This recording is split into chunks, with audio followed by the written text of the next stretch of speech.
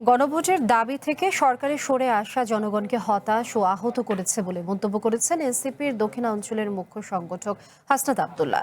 বিকেলে চাঁদপুরের গণভোট বাস্তবায়ন, কর্মসংস্থান সৃষ্টি এবং সীমান্ত সুরক্ষার দাবিতে জুলাই পদযাত্রায় তিনি বলেন, সরকার 1 কোটি কর্মসংস্থান সৃষ্টির প্রতিশ্রুতি দিয়েছিল, কিন্তু 6 মাস পার হলেও তা বাস্তবায়ন করতে পারেনি। দ্রুত বেকারদের কর্মসংস্থানের উদ্যোগ নেওয়ার জন্য সরকারের প্রতি আহ্বান জানান তিনি। বলেন, ইরান যুদ্ধের অজুহাতে জ্বালানি তেলের দাম বাড়ালেও এখন পর্যন্ত বিদ্যুৎ সংকটের কার্যকর সমাধান করতে পারেনি সরকার। জুলাই গণ অভ্যুত্থানের দ্বিতীয় বর্ষপূর্তি উপলক্ষে এনসিপির মাসব্যাপী কর্মসূচির অংশ হিসেবে এ পদযাত্রার আয়োজন করা হয়।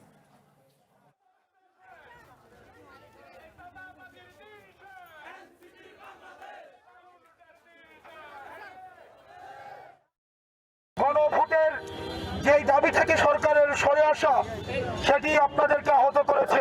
সরকার যে 1 কোটি কর্মসংস্থানের যে প্রতিশ্রুতি দিয়েছিল, এখনো পর্যন্ত একটা কর্মসংস্থানও নিশ্চিত করা হয় নাই।